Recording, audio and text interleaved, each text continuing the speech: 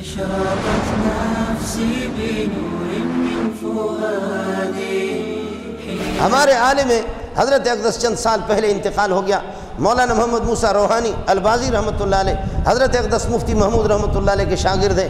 حج پہ جب چلے گئے تو حج عمرے پر فرمایا کہ مجھے بدر میں لے جاؤ، ساتھی اٹھا کر کے بدر کے اس میدان پہ لگے۔ میں نالائق بھی گیا ہوں لیکن منظور کہاں اس مقام پہ پہنچ سکتا ہے، ہم تو طالب علم ہیں۔ حضرت اقدس علامہ موسیٰ روحانی البازی ادھر گئے، ساتھیوں سے کہا تم لوگ ایک طرف ہو جاؤ، مصلی بچھایا۔ جس جگہ پر لڑائی ہوئی تھی کافر 70 مردار ہو گئے، کافر 70 مردار ہو گئے، 70 پکڑے گئے۔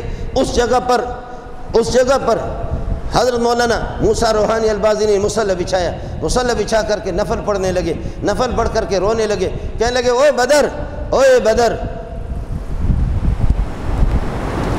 بدر کی زمین پہ مصلی بچھا کر کے نماز ختم کرنے کے بعد مولانا رو رہا ہے، کہہ رہا ہے اوے بدر، 1000 سال 1500 سال گزر چکا ہے، میں نے نبی کو نہیں دیکھا، ابو بکر عمر عثمان علی کو نہیں دیکھا، یہاں ان کو لڑتے ہوئے جہاد کرتے ہوئے بھی میں نے نہیں دیکھا۔ میں نالائق قسم کا مفتی محمود کا شاگرد 1500 سال کے بعد یہاں آ چکا ہوں، مہربانی کرو اے بدر، بخل سے کام نہ لو، بخیلی نہ کرو، اے بدر کے پتھروں مجھے بتاؤ محمد نے کہاں قدم رکھا ہے، میں اس جگہ کو چوم لوں۔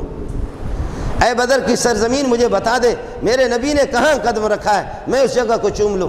پھر وہ بتاتے ہیں، ساتھی بھی بتاتے ہیں کہ آواز آ رہی تھی، یا موسیٰ، اے موسیٰ روحانی، تعال تعال تعال انا رأیت رسول اللہ۔ ادھر سے پتھر سے آواز آ رہی، تعال الیہ، میرے طرف آ جاؤ، انا رأیت رسول اللہ۔